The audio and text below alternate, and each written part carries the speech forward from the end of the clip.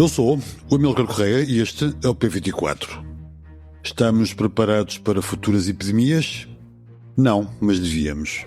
O surto de ébola no leste da República Democrática do Congo agravou-se, com epicentro na província de Ituri, incluindo Bunia e áreas mineiras como Mongboalu. O antivírus foi responsável por 3 mortes misteriosas a bordo de um cruzeiro e o ressurgimento do vírus do ébola já causou cerca de 220 mortes na República Democrática do Congo. O antivírus pode causar doenças graves e a morte, mas não é particularmente contagioso e tende até a desaparecer. Mas esse não é o caso do ébola. Early on Sunday, I declared a public health emergency of international concern over an epidemic of Ebola disease in the Democratic Republic of the Congo and Uganda. O vírus está mais concentrado no Congo, mas já se estendeu a Uganda, como diz o secretário-geral da Organização Mundial de Saúde, que acabamos de escutar. Os corpos infectados são muito contagiosos e as autoridades congolesas proibiram velórios e funerais com mais de 50 pessoas na zona afetada pela epidemia, numa tentativa de conter a propagação da doença. Já assistimos a esta história 17 vezes no Congo. Os surtos são inevitáveis. A recente Assembleia Mundial da Saúde confrontou-se com o paradoxo. O mundo aprendeu com a Covid-19 a lidar com pandemias, mas a cooperação internacional nesta matéria tornou-se mais frágil. A administração de Donald Trump saiu da Organização Mundial de Saúde e encerrou de supetão a Agência dos Estados Unidos para o Desenvolvimento Internacional. Com esta decisão, perdeu-se a grande maioria da ajuda externa que era aplicada na resolução de problemas de saúde global, como é o caso do ébola. Os vírus não respeitam fronteiras e a cooperação entre países continua a ser crucial para a saúde global. O mundo está preparado para combater a possibilidade de uma nova epidemia? Um recente relatório da OMS diz que o mundo está menos seguro. É sobre isto que vamos falar com o Tiago Ramalho, jornalista da secção de Ciências do Público. Bem-vindos ao P24, o seu dia começa aqui. Tiago Ramalho, deixa-me perguntar assim muito diretamente o que é o ébola e esta espécie mais rara do vírus na República Democrática do Congo? Bem, ao contrário de outros vírus de que já falámos, como o antavírus, o ébola acaba por ser um velho conhecido. Nós já há 50 anos que o detectámos, já houve mais de 40 surtos desde aí. Na última década, em 2014 e 2018, tivemos surtos conhecidos e devastadores. O 2014 levou à morte mais de 11 mil pessoas. E, portanto, o ébola é conhecido por ser altamente contagioso por um lado e ter taxas de mortalidade elevadas por outro, entre 25% e 50% das pessoas que são infectadas podem morrer. Mas ao contrário de 2014 e 2018, em que estávamos a falar de uma espécie do ébola, que é a espécie do Zaire, que entretanto recebeu atenção científica e médica, tem tratamentos, tem já uma vacina aprovada. Neste caso, o surto atual é de uma espécie chamada Bundibugyo, que é referente a uma cidade do Uganda, onde foi descoberta apenas em 2007, e do qual temos apenas um par de surtos. Este será o terceiro surto minimamente importante e apenas 2 centenas de casos, portanto não é algo muito conhecido. Esta espécie, apesar de tudo, tem níveis de mortalidade mais baixos do que a espécie do Zaire, que ficou os surtos na década passada, mas tem outros problemas, nomeadamente não haver tratamentos nem qualquer vacina para esta espécie de Bundibugyo, e isso torna tudo dependente um bocadinho da rapidez diagnóstica, da capacidade hospitalar, do acesso aos cuidados de saúde e o contexto no epicentro deste surto, que é na República Democrática do Congo, apesar de já se ter transmitido para o Uganda, que tem já vários casos. O contexto não é o melhor, porque a zona norte da República Democrática do Congo, onde é o epicentro deste surto, tem há décadas um conflito militar, não é controlado pelo governo congolês, é controlado pelo paramilitar M23, e para além disso há questões com infraestruturas de saúde, acesso rápido a testes rápidos de diagnóstico, e portanto isso também fez com que neste momento tivéssemos uma emergência internacional relativamente a este surto de ébola, que apesar de tudo nem este surto nem o do antavírus que já falámos anteriormente tem para já pelo menos um potencial para uma disseminação mundial como um Covid-19 que normalmente nos vem à cabeça nestas alturas. Mencionaste que a OMS declarou este surto como sendo de emergência de saúde pública internacional. O risco de contágio está circunscrito à África ou pode estender-se a outros continentes? Sabemos que em casos anteriores houve um ou outro caso de contágio na Europa, nomeadamente, mas de facto o ébola, e como tu disseste, não é propriamente um vírus desconhecido. Já existiram 17 surtos de ébola no Congo, mas retomando, a sua capacidade de contágio está limitada? Está algo circunscrita não só à África, mas à região da República Democrática do Congo, e nomeadamente, pelo menos por agora, à zona norte. E isto inclui os países vizinhos como o Uganda ou o Sudão do Sul, num primeiro patamar de risco. O diretor do Centro de Controlo e Prevenção de Doenças africano, no entanto, até já afirmou, até diria para atrair um bocadinho as atenções para este problema a nível mundial, que quem pensa que isto é só um assunto da República Democrática do Congo terá uma surpresa. E a verdade é que, além do Uganda e do Sudão do Sul, são sítios onde há mais trocas comerciais, mais movimento nas fronteiras a norte do Congo, há outros 8 países que foram considerados de risco na África Central, um dos quais, por proximidade, Angola, e que podem estar mais afetados, eventualmente, por casos relativos a viagens, relativos a trocas comerciais, que é muito fácil de acontecer um ou outro caso e que depois possa conduzir a novos casos, né? No resto do continente africano e fora do continente africano, o risco é, apesar de tudo, mais baixo. E aqui entram com outras questões que também fazem com que o risco seja mais baixo, que é o acesso a cuidados de saúde, capacidade de diagnosticar a doença e depois de isolar os contactos com quem a pessoa infectada esteve. Isso na República Democrática do Congo, por exemplo, é muito mais difícil porque os recursos são escassos, o equipamento de proteção também, e temos visto algumas imagens das pessoas a manusear os corpos de pessoas que morreram com a doença apenas com máscaras, não é muito recomendável, além da parte do conflito comunitário de que já falámos. Apesar de tudo, e numa entrevista que fiz com uma médica que está na República Democrática do Congo, dos Médicos Sem Fronteiras, ela dizia-me também precisamente isso, que apesar de todos os casos podem acontecer. Já agora vamos ouvir só um bocadinho de um excerto dessa entrevista. This is an area with huge humanitarian needs. We are already providing a lot of services across the zone. We also have measles outbreak happening. We have cholera outbreaks. So a big priority of MSF is to make sure all our other services can continue in a safe way during the outbreak. Sim, como a Eve Robinson disse, os casos podem acontecer fora desta região, embora a capacidade de cuidado não torne previsível que isso desencadeie um surto fora do continente africano. Sim, a OMS avisou que velórios e funerais poderiam ser absolutamente cruciais na propagação do contágio. Para impedir que um vírus como o ébola se propague, é necessário ter alguns cuidados, já mencionaste alguns deles. O facto dos Estados Unidos terem deixado a Organização Mundial de Saúde, a Argentina também acaba de o fazer. Este tipo de não comprometimento por parte de países importantes, nomeadamente dos Estados Unidos, tem uma repercussão direta nas decisões de gestão, de análise dos problemas de saúde global, nomeadamente no ressurgimento do ébola, por exemplo? Sim, sem dúvida. A cooperação internacional tem sido fundamental na gestão dos surtos, de múltiplos surtos. Acho que o caso recente do Antavírus é um caso claro disso, e também é um caso das autoexclusão dos Estados Unidos. No caso do Antavírus, a investigação foi feita, dentro do navio, pelos aspectos quer científicos, quer médicos, foi feita sem os Estados Unidos, que acabaram por reagir apenas um mês depois da primeira morte. No caso deste surto de ébola, o primeiro alerta que as autoridades norte-americanas tiveram aconteceu apenas 9 dias após a Organização Mundial de Saúde ter conhecimento. Isto já é um primeiro reflexo em resultado da saída dos Estados Unidos da OMS. Ainda assim, eu diria que há sobretudo uma mudança em termos de liderança, porque os Estados Unidos eram, como se dizem os polícias do mundo, também eram um bocadinho os coordenadores na resposta de saúde pública do mundo e na resposta científica, e também na parte do financiamento e até na comunicação com o público.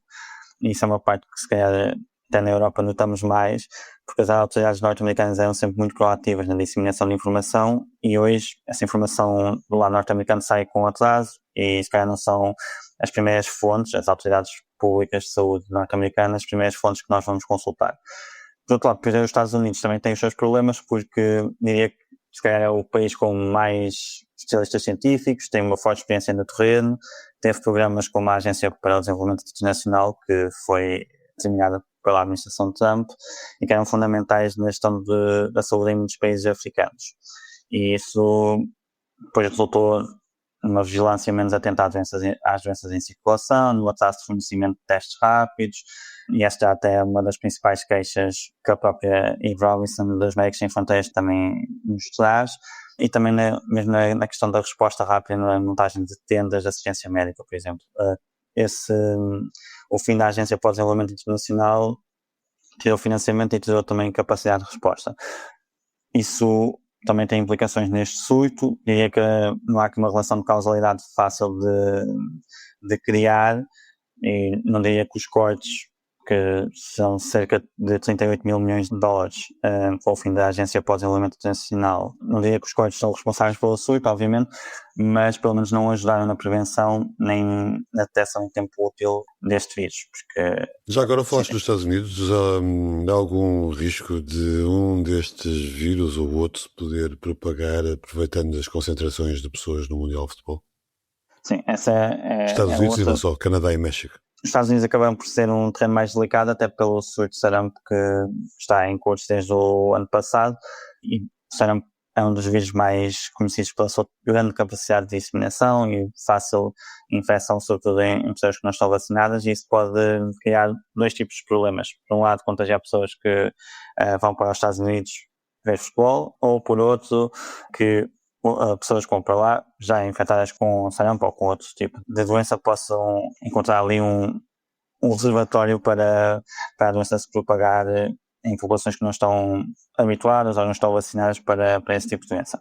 Mas já, apesar de tudo, as indicações que temos é que terão a ser tomadas as devidas precauções, sobretudo em relação ao sarampo no Texas, que é a área mais complicada neste momento, mas a verdade é que o risco existe. Veremos como é que serão as preparações. Não falta assim tanto tempo e não há assim muita informação sobre o que é que irá acontecer, mas a falta de conexão com a Organização Mundial de Saúde também faz com que a resposta seja um bocadinho mais dificultada. E há ainda uma outra questão, que é a questão da informação, e uma questão importante é a questão da ocultação da informação. Estando fora da Organização Mundial de Saúde, a tendência para ocultar a informação acaba por ser um bocadinho maior, até porque há uma ideia de que se consegue gerir um surto ou alguns casos sozinhos, e isso pode criar problemas aos outros países, nomeadamente aos países vizinhos como o México e o Canadá. Não pode haver um combate à saúde global sem cooperação entre países.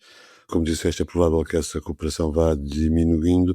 Há uma diferença óbvia entre quem está e quem não está na OMS, entre países ricos e países pobres, nomeadamente no acesso a diagnóstico, profilaxia, a vacinação.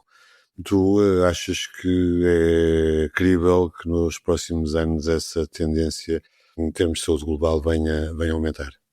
Sim, sobretudo esta divisão entre países mais ricos e países mais pobres, sobretudo, acho que é até um dos sentimentos mais relatados, quer em reportagem. Provavelmente é isso que explica que não existe ainda uma vacina da ébola. Sim, eu ia falar precisamente disso, porque um dos sentimentos que é muito relatado é que na República Democrática do Congo é que se isto acontecesse num país rico já estava resolvido. É uma das coisas que vamos lendo, ou mesmo as pessoas com quem falamos já nos disseram. E não é descabido pensar isso, porque se nós recuarmos uns anos, durante a epidemia da Mpox, antes conhecida como varíola dos macacos, este era um vírus muito conhecido, tinha imensos surtos recorrentemente em vários países africanos, um deles a República Democrática do Congo, por sinal, e é que só foram dadas respostas cheias quando a epidemia atingiu a Europa e os Estados Unidos. Até pegaria num dado que o próprio New York Times sublinha, e sobre o qual também escrevemos há 2-3 anos, as vacinas contra o vírus da Mpox chegaram aos países mais pobres quase 2 anos após o início do surto, em 2022. Isto é ainda mais lento do que a chegada das vacinas da Covid-19 aos países mais pobres. Só para termos aqui um ponto de comparação.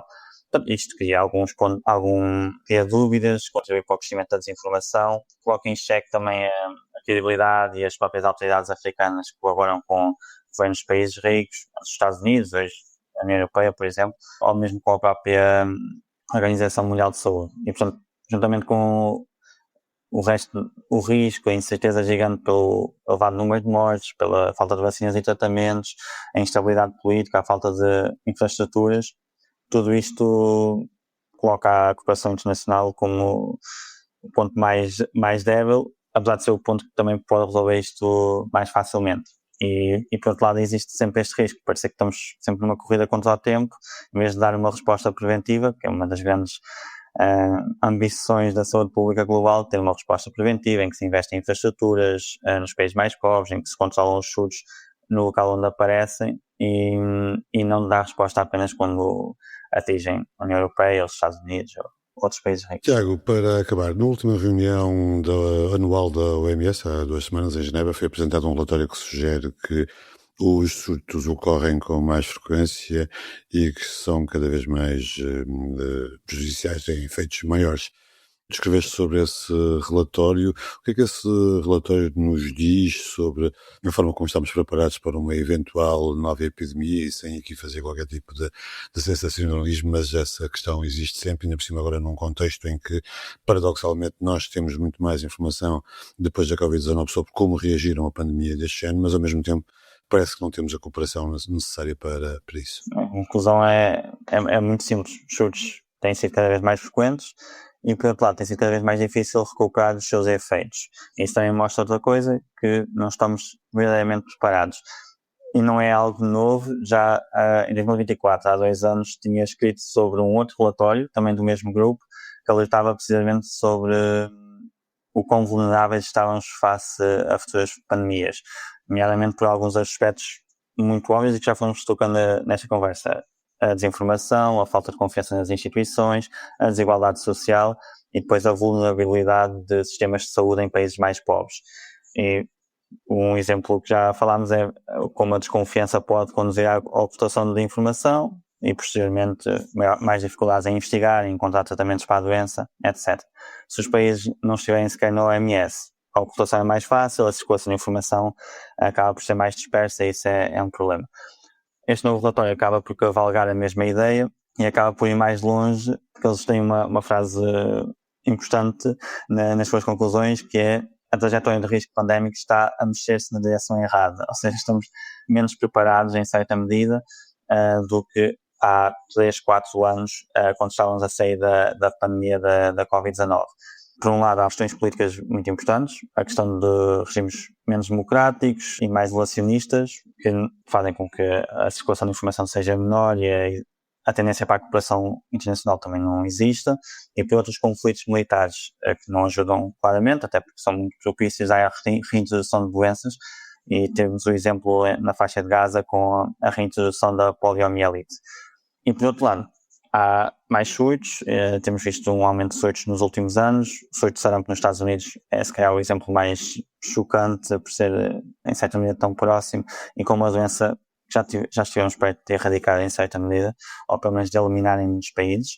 Por outro lado, depois a questão do acesso a tratamentos, a equipamentos de saúde pública ou meios de diagnóstico, que eles também notam que há uma disparidade enorme entre países mais pobres e países mais ricos, e essa tendência com as alterações climáticas, que também propiciam o aparecimento de mais surtos, e com a globalização em termos de comércio e de circulação de pessoas, faz com que haja sempre mais riscos. Mas, como eles também dizem no relatório, o mundo não vai voltar a um tempo pré-pandémico em que essa circulação diminuirá ou fins. Implica, por outro lado, mais cooperação, adaptarmos e ter mais cooperação internacional em termos de informação e de saúde, mais investimento e também mais igualdade. Isso é feito sobretudo através de investimento nos locais onde os surtos aparecem, para que depois não haja o risco de se disseminarem, de poderem propiciar aí sim uma nova pandemia.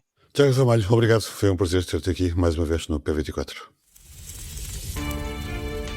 Eu acho que o livro nunca vai acabar e vão continuar sempre a existir pessoas a comprar livros e a valorizar o livro e a leitura, a valorizar o papel, a valorizar o objeto. Viva, eu sou Ana Sá Lopes e este é O que Fazer Quando Tudo Arde, um podcast sobre os tempos que correm. O que Fazer Quando Tudo Arde, um podcast de Ana Sá Lopes. Ouça em público.pt ou nas habituais plataformas de streaming. Obrigado por ouvir P24. Voltamos amanhã. Para não perder os novos episódios, subscreva este podcast do Público na sua aplicação preferida. Para além deste programa, há mais para descobrir em público.pt/podcasts. O Público fica no ouvido.